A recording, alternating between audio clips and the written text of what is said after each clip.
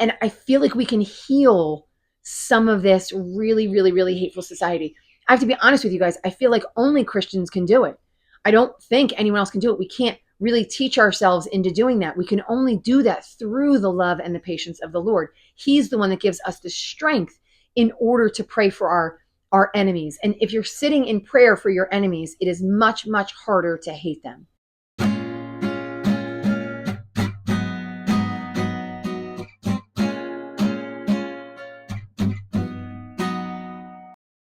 Hey, everybody, welcome to Bible 365. I'm your host, Kathy Carter, and I am bringing you the Bible in 1 year every day. We're doing about a 20-minute reading every day and then about a 30-minute video every day. And what I'm doing is I'm just sharing kind of my revelations with you, the things that I feel like Scripture has said, how that connects to the past, not how it connects to the future, but really how much it connects to the past, and what that means, why it matters. So I am using the chronological Bible reading plan. And this is from oneyearbibleonline.com, where you would go on, look up their chronological reading plans, download a free plan, and read it with your Bible and be in it every day. Our reading from that reading plan today, it's day 276. It's October 2nd. And our reading is Mark 3, 7 through 19, Luke 6, 12 through 36, and Matthew 5 through 6, 4. I'm just a little bit sick today, a little bit congested. So if you keep seeing breaks, I'm probably pausing it so I can either blow my nose or cough. So just a little patience as you bear with me. For those of you who have never been here before, I want you to stick with me. For those of you who have been here before, you can skip past 2 minutes. I'm doing my history. So for those of you who have never been here, this is just a bit of historical context to help you get where we are now. Without this historical context, there are things that you can learn. There are great things that you can know and understand, but you're missing a huge part of the picture. So for anyone who has been doing this is how much we've read this side, and this is all that's left. So if you don't have this portion of it, look how much you're missing, right? And that's a huge part of the picture. Without this, there wouldn't have been this. This exists because of all of this that God has done for us. So God created the world, the heavens, the universe, all the things. He created us as humans. He gave us a job. Our job was to rule over the world, all the things in the world. And he was going to provide. He was going to allow the world to provide food and clothing and shelter and community and all of these other things. But we needed to follow his one rule, which was do not eat from the tree of the knowledge of good and evil in the Garden of Eden. They were tempted, they were tried, and unfortunately they failed. They wound up eating that fruit from the tree, and then God pushed them out because they couldn't be in there any longer, because they would continue to try to be like God. And so he pushed them out of that perfection of the Garden of Eden. The world broke. All kinds of bad things are now a part of this earth because of that. But he is constantly at work building those relationships back, drawing his people back to him. And he has done it in many ways, as I've listed every single day. I'm going to say Noah. I'm going to say the Red Sea. I'm going to say the judges, the kings, the prophets, right? So all of these things. And now he has promised for generations, he has promised, because of you, because of your stubborn natures, I need to send a savior, an ultimate Messiah, and it will be me.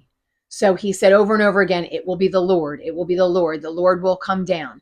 And so what that means is in some ways it feels a little confusing. He sent himself down as a son. And so he lives on the earth both as human and deity. So savior on the earth, because God is still up in the heavens, but it's still God. So it's a little bit confusing. And then he sends his spirit to help through all of these things.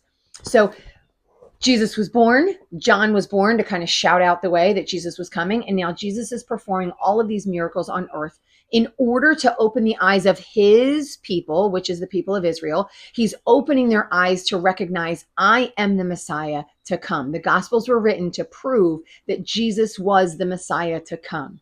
He was the one that has been promised through all of those things. I know it looked like that, and I know it fits some bill of that, and I know like some of this guy fit the bill.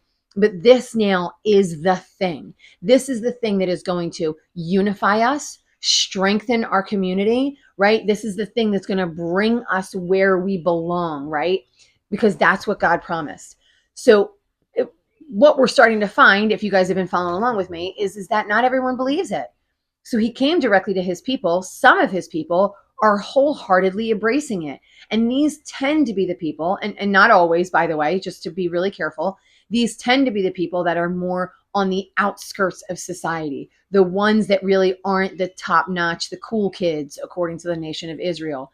The ones who are the cool kids, the most accepted and the most prominent and the most exciting, they tend to be the ones that go, not this guy. This isn't the one. And so Jesus is really focusing a lot of his love, generosity, kindness, compassion, and healing on the what we would call broken people, and getting frustrated and pushing against or refining the people who have all the stuff, who have everything together. So today we're going to come to this Sermon on the Mount. So he has been just sort of like dropping all these miracles, healing all these people. And now it says Jesus withdrew with his disciples to the lake. So he's up in the Sea of Galilee. And a large crowd from Galilee and then so many other areas followed. So now the word about him is spreading like wildfire, and people from all over. So like imagine that you're somebody who is maybe slightly on the outskirts of society, or maybe has been sick for a while, or maybe just isn't accepted by everybody, right? Like we have that now in our nation where like there's a group and a community that kind of comes together and they all lift each other up because they have been exiled for what they believe is exiled from the rest of normal society. And so they kind of come up themselves and then they lift up. Well, Jesus is kind of like, hey, I'm here for the disenfranchised, for the ones that feel like they don't fit in, for the ones that are broken and hurt, right? So I'm here for those people. I'm here to draw them into me and recognize that I am the Messiah and I am the one. And then he goes up to a mountainside. I want to note this because this is one of the things that I love. So there are some really obvious things that Jesus does. Jesus is like, so we saw already, he kind of like opened this one scroll. He read this area from Isaiah that was like, this is the Messiah that's coming, closed it up. And he was like, that's me. You've just seen it. Here I am. This one's subtle. I think it's subtle. You may see it. You may not see it. He goes up on a mountain. So it says he goes up to the mountainside and called to him those he wanted. So he goes up to the mountain and goes, all right, guys, come to me. Who is always up on the mountain? God is always up on the mountain, you guys.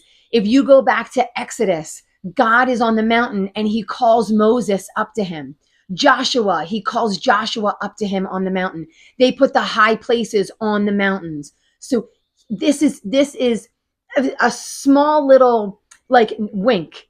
Hey guys, I'm going to go up to the mountain. Now, we all, okay, right, there's a clarity up on the mountain. And you can, when you're up on the mountain, you can talk down to all the people and they can all hear you, right? We can say all of these subtle little things. And if this was the only thing, I would go, yeah, I agree with you. But this is one of a million things that he does that says, I'm God, right? This is a million. We just need to look for them, right? And once we start finding them and fitting all the pieces together, we start to recognize who he is. So he's up on the mountain speaking. And then it says, and then they came to him, and then he appoints the 12. So at this point, he's decided these are the 12 that I want to be my disciples, and they have a job. Their job is he's going to send them out to preach and to have authority. He is not going to be the only one now that has authority. He is going to give those 12 authority, and he's going to give those 12 the ability to preach. It says, these are the 12 that he appointed. He appointed Simon, James, and John. Those are the brothers of Zebedee, sons of Zebedee, sorry. Andrew, Philip, Bartholomew, Matthew, Thomas, James, Thaddeus, Simon the Zealot, and Judas Iscariot. It says the one who betrayed him. I want to know because we're going to see it in this second section, but we're going to see a little bit of a twist on some of their names. Some of them do have more than one name. Like Simon is both Simon and Peter, or Simon Peter, whatever it is you want to call him. So if you're getting confused kind of looking at this, there are some subtle differences. So in this second section, instead of Thaddeus, we see Judas, son of James. So we see two Jameses. We see Judas, son of James. So they all are the same people. It's just that their names, possibly Israeli and Rome, right? So they might also have two names. Right? They like to mess us up. Now it's going to say Sermon on the Mount. So here we go again. He's going up on the mountain. So it says, when Jesus saw the crowds, he went up on the mountainside and sat down, and then his disciples came to him. So this is a different section. Sermon on the Mount is an extremely famous sermon. I'm probably not going to give you any new information that you have not heard already. This is a wonderful sermon to memorize. I have not memorized it because I feel like I memorized nothing. But it's a wonderful sermon to memorize if you have the ability to memorize, if it's just something to read over and over again and take this as part of your life. I want to note that who he is speaking to. So he is up on the mountain, an illustration of being God, right? So once again, he's back up on the mountain. He appointed the 12 up on the mountain. Now he's given a sermon on the mountain. He's up on the mountain, and he is speaking to the people that he has healed that are now following him, the families of those he has healed, those he has taken demons out of, right? And the families that he's taken that demons out of, and then any other sort of disenfranchised that's coming in this area. Like, again, think of the woman at the well, was unaccepted really probably by her people, which is why she was out when she was out. So it's people like her that are all coming in this area and flocking towards Jesus. So Peter and Andrew and James and John, they were fishermen. They weren't millionaires. They weren't Levites. They weren't holding up the community, right? Like, these are the people in who he is speaking to. So I want you to take note that it is Jesus who's said on more than one occasion, I haven't come for the righteous, I've come for the sinners, right? So this is that Jesus. And he is talking to a crowd that he has been healing, that have been semi sort of outside of the community, and maybe not completely outside of the community, right? They might just be God honoring, God loving people that have done all the right things, but maybe they needed a healing, or maybe they just heard that Jesus was here and they were excited, so they kind of ran out to see him. But this is not the upper echelon of people. And we see that the Pharisees, the scribes, the lawyers, the Sadducees, right? They're more of like kind of an upper echelon of people. So when he speaks to them, this is what he says. He says, blessed are the poor in spirit. So who is he blessing? Blessed are the poor in spirit. Blessed are the meek. Blessed are those who hunger and thirst for righteousness. Blessed are the merciful. Blessed are the pure in heart. The beginning hand, and then he says, blessed are the peacemakers, and blessed are those who are persecuted because of righteousness. But this first section, poor in spirit, those who mourn, and the meek, and those who hunger and thirst for righteousness. I feel like he's talking to those. Those are the people that are there. They're the people that are in front of him. They're poor in spirit. They don't have everything. Maybe they haven't necessarily been following the Lord because they feel like they weren't doing the right things, right? They weren't following the laws, or they didn't have the money to pay for bulls, and so they weren't doing some of the sacrifices. Like, whatever it might be. Blessed are the meek. These are the people that are less than, that aren't necessarily, again, accepted by the community. So that's why I gave you that whole big idea of what that is. And now he's giving them something, this, again, my mind, right? So he's kind of like listed who they are. And then he's saying some of the things that they could do to be blessed. Be merciful. So even when you are the meek or are the less than, or when you are more, be merciful. It's a blessing to be merciful to other people. Blessed are those that are pure in heart. You don't need to be perfect all the time, but you need to be pure in heart. Blessed are the peacemakers. We all want peace. There's nobody that's going to say to you, oh no, maybe I should take that back. Probably very few people that are going to say to you, I love when everybody is at war, or I love fighting with all of my neighbors around me. I feel like there's very few people who do that. We all want peace. We just want peace on our terms. But if you are a peacemaker, that means you are providing peace. You're not demanding someone else to do something on your terms. You're providing peace. I'm going to work with you even though I don't agree with you, even though we have different ideals, even though I grew up in this area and you grew up in that area, even though my parents raised me with these black and white rules and your parents raised you with those black and white rules. We're going to be peacemakers. We're going to come together and we're going to join in and try and make peace with each other, knowing that we don't always agree. And then, of course, blessed are those who are persecuted because of me. So there will be a time here, we're going to see for sure, that people are going to be persecuted specifically because they follow Jesus. And whatever that might look like, it might look like they can't get jobs. It might look like they have their lives taken. It might look like they're ostracized by their community, right? They might not be able to go to the temple anymore because they've been ostracized and because they worship Jesus instead of going to the temple and waiting for the Messiah to come. And so there's going to be some kind of persecution. So then moving down, it says, blessed are you who, when people insult you, persecute you, and falsely say all kinds of evil against you because of me. Rejoice and be glad, because for in the same way the prophets, this exact same thing happened to the prophets. You think back to Jeremiah, you think back to Ezekiel and Nehemiah and all those people. None of that, well, Nehemiah was not a prophet, so take that away. You go back to Ezekiel, Jeremiah, Isaiah. So we know some bad stuff happened to Isaiah. They were persecuted because they weren't saying things that people liked. And so they were not accepted by their community. And he says, much like them, but they were righteous. They were on the side of the Lord. That's more important than being accepted by the local people in your town. Now it goes down in this next section in Luke. This says he went down with them and stood on a level place. So many people think this might be a different sermon. It might be. It might not be. This some call the Sermon on the Plain. It's really, really similar. So it could be like right after this. But anyway, just kind of throw that out there to you. I don't know how much it matters, but the only difference is in this one is when it comes down, it says, but woe to you. So now we get some woes in Luke. So it says, woe to you who are rich. So remember, the ones that were poor in spirit, the ones that were meek, right? They were the ones that were blessed. Woe to you who are rich. Woe to you who are well fed. Woe to you who laugh. Woe to you when everyone speaks well of you.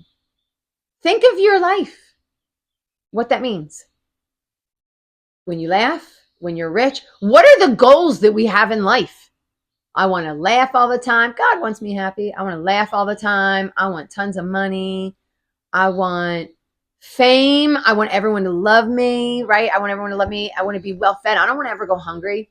These are the things that we desire. So is God saying that you should never get any of those things? Because he says, whoa. So it could go bad for you, right? So is God saying these things are awful and you should never have those things? I am going to say no, because he also offers those things to you. Come to me and I'm going to feed you. Come to me, I'm going to give you life. Come to me and I'm going to, right? Like these are the things that he offers. Why would we come to him if his offerings we should be worried about? What he is saying is to be careful. Because quite often when we get into these places, when we live a life that is extremely comfortable, it is very hard to do the things that God asks us to do. God may ask you to give up all of your money tomorrow. We're going to see after this gospel age, there's kind of going to be a church age. And we're going to see how people start living together as a church of Jesus Christ. And sometimes it's very uncomfortable. And I think that's what God wants. So I think he gives blessings. And I think he also wants us to be uncomfortable for him. It is always about him. Bless you who are persecuted because of me. If you're just in jail, it's not like they're all blessed that are all sitting in jail. No, but if they're in jail because of the Lord, right? Because they love the Lord and wouldn't do because of the Lord, then that's a whole different ballgame. So woe to you who has all of these things and you kind of put in all of these things. It's all about you, right? Because it says you're getting your comfort now. You're eventually going to go hungry. If you're laughing now, you're going to mourn and weep. For that's how the ancestors created the false prophets. The ancestors only wanted, if you guys remember, if you were with me, you're going to remember, they only wanted to hear good things. One of the kings, can't remember which one it is offhand, was like, I hate this guy. He always tells me how I'm doing wrong, right? When he had one of the prophets come in and he'd be like, I hate this guy. And so he was always frustrated when the prophet came in and was like, he just wanted the prophet to go, oh, yeah, you're doing the right thing. Yeah, if you go out and you do that battle, you're definitely winning. That's what he wanted. That's what we create. When Isaiah was coming in and he's saying, you guys are all going to die, they were like, get rid of this guy. All we want to hear are the guys that say everything is good. Be more like that guy. Why do you got to be this guy that comes in and tells us all we're going to hell? Moving on to salt and light. So going back to that Matthew 5, it says, you are the salt of the earth, and he's talking again to the blessed ones. You are the salt of the earth. If the salt loses its saltiness, how can it be made salty again? It's no longer good for anything. So right now, it is good for you. And I think it goes back to those woes, right? The blessings versus the woes. Right now, you are in a really bad place. I am now healing you. I am giving you myself. I am showing you love, and you guys are going to be lifted up in this community, right? That's amazing. Those ones, woe to them because they're all rich, this, that, and the other. They already have their blessings here. They don't need blessings. But you guys, now you're getting your blessings here right now, right here, right now. And then he says, so you're salty. You're enhancing flavor, you're preserving, you're doing all these good things that salt does. But if you're in this game long enough, and for those of us who have been in this game a really long time, there's a very good chance you're going to be a woe. And then once you're a woe and you start to lose it, now what? Now what good are you? So once you start to just sit and get comfortable, right? And you just let your blessings heap on themselves. I'm accepted, I'm loved, and I stop loving other people because I just want to kind of soak it all in, right? Whoa, be careful, because if you lose all of that, then what? You've lost your flavor. What good are you then? It's just enough to be thrown out. It says the same thing. You are the light of the world right now, right here, right now. I have given you this, and you go, you have saved my life. I'm going to go tell everybody. You can't hide this. Like, you have pulled this demon out of me. I have been demon possessed for 10 years. And he just pulled this demon out of me. And now I am joyful and happy and living my life. This is amazing. And I'm going to tell the entire world. And it says, but don't put it under a bowl, right? Let your light shine among everybody. Keep telling people. In the same way, let your light shine before others so that they can see. So all the stuff that you want to do, you want people to see all the stuff that you're doing, even if you look crazy. Keep doing. Do the things that the Lord tells you to do and glorify your Father in heaven. Now he starts going on to some teachings, guys. So it says, don't think I've come here to abolish the law. This is what Jesus is saying. And I want to know what these things mean. So it says, don't think I've come to abolish the law. I have not come to abolish them, but to fulfill them. So abolish them means to end them. I have not come to end the law. I haven't come to say, hey, good news, you don't need to do any of that stuff anymore, right? I haven't come to say that. I have come to fulfill them, which means achieve them. So Jesus, through coming here, he's not ending the law. He's achieving all of the law. He is the perfect lamb. He is the priest. He is perfect in all things. He is sin-free. Every single law, not just the 10 Commandments, but the 600 other whatevers that the Lord gave to down to Moses. He is all of those things. He has not broken any commandments. He has not missed any sacrifices. He has loved the Lord with all of his heart, all of his soul, and all of his strength for his entire life. He has fulfilled every single thing that has been given. We have never been able to do that, right? If you even list just the 10, like if we're getting real here, you list just the 10, you kind of go, yeah, I probably have worshiped other gods. Probably haven't honored my parents in a while, right? Like there are definitely, I definitely have coveted something that someone else has had. So there are obviously things that we have broken, even in one day. There's things that we've broken. He has done all of those things. That does not mean, he goes on to say, he says, for truly I tell you, until heaven and earth disappear, not the smallest letter, not the least stroke of a pen will be by any means disappear from the law until everything is accomplished. The law is not gone. It is not gone, but Jesus has fulfilled the law. So when we look to Jesus for all of those things, right, we are fulfilling what Jesus is asking us to fulfill because he has perfectly fulfilled the law. So when someone comes to you and says, why don't you not wear mixed fabrics, for example, which believe me, they're going to come to you and they're going to ask, right? If you become a light in the world, people are going to definitely come and they're going to ask you those things. Why don't you wear mixed fabrics? And you go, oh, well, I don't really need to follow that, but I do need to follow this one. And the truth is that Jesus has fulfilled all of them. I follow Jesus. I do what he does. I follow him. And so mixed fabrics is a priestly issue that he has fulfilled. But I follow him. I emulate what he has done. And so the law, I don't want to say it looks different for me, or I don't want to say I don't have to do it, but I fulfill the law through Jesus because he has completely fulfilled the law. It doesn't mean it's gone. I know that's it's confusing and it's minutia, but it's something that we need to understand. It doesn't mean that we get away scot-free and we don't have to do anything. That's never what it says. It's never what it's intended to mean. But it also doesn't mean we follow each of these laws, and whatever laws we don't do, we sacrifice, right? It doesn't mean that anymore because Jesus is all of those things. He is the sacrifice. He is the fulfillment. I know I'm going on and on, but I'm hoping you're getting that point. All right, so now he's going to do a couple of teachings. A couple of them are directly from the commands. And this is more like, I think, a depth of explanation of what he means by he has fulfilled the law, but that the law has not gone away. It says, you've heard it said, because they're going to know this, you shall not murder anyone. But it says, but I tell you, and you go, okay, good news. I haven't killed anybody. That's great. I definitely fulfill that command every single day. And he says, but anyone who's angry with his brother or sister is going to be subject to that judgment. So he's just changed murder to anger. That doesn't seem fair. So you're like, but wait, you told me I don't have to fulfill that law.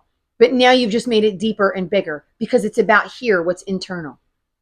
Hate is murder. And that's what he's saying. It's murder in your heart. So you have heard that said. Let's see, what's another one? He says, now he moves on to being angry with your brother. Therefore, if you are offering your gift at the altar and remember that your brother or sister has something against you because there's anger there, right? If something against you, leave your gift at the altar. So don't worry about that sacrifice and then go back and solve that first. So get your heart clear before you come and sacrifice to me. He says, settle matters quickly with your adversary who is taking you to court. Do it while you're still together in the way, or your adversary may hand you over to the judge. The real judge, the Lord. He keeps talking about hell, right? Like if this doesn't happen, then you're going to be going to hell. By the way, I know we've heard, but probably adding in to everyone who says it, Jesus talks about hell all the time. We didn't really see that talked about so much in the Old Testament. He says, you've heard it said, moving on to adultery, you shall not commit adultery. But I tell you that anyone who looks at a woman lustfully has already committed adultery in his heart. So every single one of you who's looking at a woman, and women who are looking at men, you're already committing adultery. One, that means you're sinning. That means you need to sacrifice if we're still doing this sacrificial system, right? And that also means that you need forgiveness from that thing, right? We need that forgiveness, and we need to recognize that it's not just about the actual act. Was anyone alive? I'm sure you all were. Sure, all you listeners, were you guys alive during the era of Bill Clinton? Where Bill Clinton, and I'm not going to go into much detail, but he was trying to break down in court to a science what his affair was. Well, did I really do that? God's like, no, we're not breaking that down in that way. If you even look at somebody in a bad way, that's what it means. It means that you are being unfaithful in your heart. And he's looking for faithfulness in your heart. And again, this is why Jesus fulfills it and we don't. And then he says, it's been said, anyone who divorces his wife must give her a certificate of divorce. But I'm telling you, anyone who divorces his wife, except for sexual immorality, makes her a victim of adultery. So you are responsible. You know, this goes then for the men because of the way that the society was then. But now we're talking about both. So if you walk away, there is consequences to that. Whatever happens with your spouse after that, you bear responsibility for, because you're walking away into an adulterous situation. Moving on to oaths, it said, again, you've heard it said that people long ago, do not break your oath, but fulfill to the Lord the vows you have made. But I tell you, don't swear an oath. Like, just don't do it. You're not supposed to be swearing an oath by heaven, or just either say yes or say no. Don't swear an oath. Don't make it anything bigger or different than it was supposed to be. Just say yes or no. It says you're not supposed to swear one by heaven or by God's throne or by earth, because the earth is his footstool, and by Jerusalem, for that's the city of the great king. Like, all of these things are the Lord's. Stop swearing on the Lord. Just either do it or don't do it. Moving on to revenge, you have heard it said that an eye for an eye and a tooth for a tooth, but I tell you, don't resist an evil person. Give to the one who asks, and do nothing. Do not turn away from the one who wants to borrow from you. Moving down into loving your enemies, you have heard it was said, love your neighbor and hate your enemy. But I say, love your enemies and pray for those who persecute you. So where before they were going by the letter of the law, They were being very literal, and they were saying, if good was done to me, I'm going to do good. If bad was done to me, I'm going to do bad. And it's going to be justice, right? Which is something that we would all understand.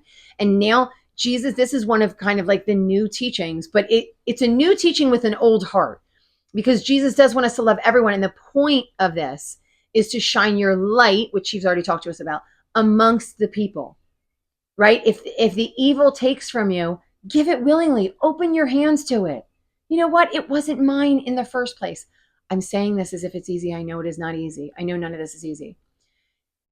Love your enemies. Pray for those people.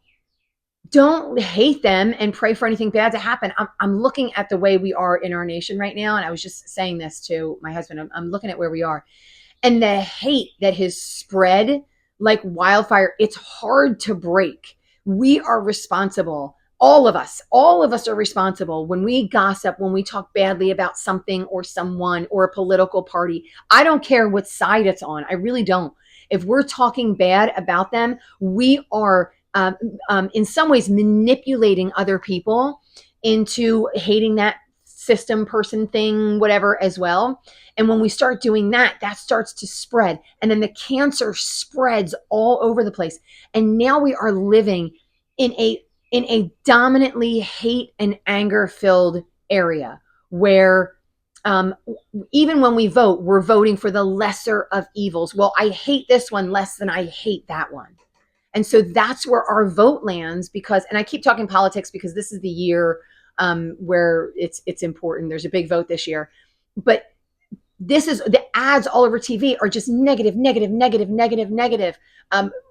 A lot of it forgetting like being honest in what I'm genuinely going to do for you because I care about you. Because the reality is none of them do, but they don't because they're too busy hating other people. None of us are working together for each other. And this is the antithesis of the Christian. So for those of us who call ourselves followers of Jesus, don't just say, I don't hate everyone. Because I could tell you right now, I have heard so many Christians be like, oh, I don't hate anyone, but they're just a horrible person. That's exactly what Jesus said is hate in your heart, right? These are the areas where we need to be on our knees in prayer and surrender to the Lord. Please don't let me hate this person. Don't let me hold that anger. Let me willingly give. Let me willingly have my ears open to what it is they say, and I understand them better. That's how I love them. Not with necessarily agreeing with any of their bad behaviors or lifestyles, but caring and compassion, loving, listening, sitting, focusing on them and them alone. And I feel like we can heal some of this really, really, really hateful society. I have to be honest with you guys. I feel like only Christians can do it. I don't think anyone else can do it. We can't really teach ourselves into doing that. We can only do that through the love and the patience of the Lord. He's the one that gives us the strength in order to pray for our enemies. And if you're sitting in prayer for your enemies, it is much, much harder to hate them because you are actively asking Jesus to help them. And if you're actively asking Jesus to help someone, how can you not have compassion for them? All right, this is just the end. Here we go. And it says, if you love those who love you, what credit is to you? What credit is, who cares if you're nice to someone that's nice to you? And that's just like kind of across the board. And this is where that golden rule comes in. It says, do to others as you would have them do to you. It doesn't mean literally like, oh, I want to go to the movies, so I'm going to have them go to the movies. Or I want to be talked to in this way, so I'm going to talk to them in that way. That's not necessarily what it means. It's a very general observation. If you want people to treat you with respect, you treat people with respect. If you want people to listen to any of the things that you have to say, you need to listen to the things that people have to say. So the street needs to go both ways. It doesn't mean like, oh, my love language is gift getting, and so therefore their love language must be gift getting. It's not. We're definitely differently made. It's a big overall understanding of if you want kindness, you must outwardly express kindness. You can't outwardly express hate and then expect people to be kind to you. It's not the way the system works. All right, and then moving into this last section, it says, be careful not to practice your righteousness in front of others to be seen. It doesn't mean don't practice your righteousness in front of others. Don't worry about what they do or don't think of you. Everything is about your Father and how your Father, and you know I mean God, the Father, how your Father sees you. It is all a representation. It's all given to him. It is so he knows that you are glorifying his Son on the earth. And that's all that we need. That's it. That's ending for today. It was, as I say every day in the New Testament, it was another long one. So thanks for sticking with me. If you like this, I want you to really hit the like button, like, share, and subscribe to the channel. Give me a shout out. Let me know that you subscribe to the channel, and keep reading always. See you guys next time.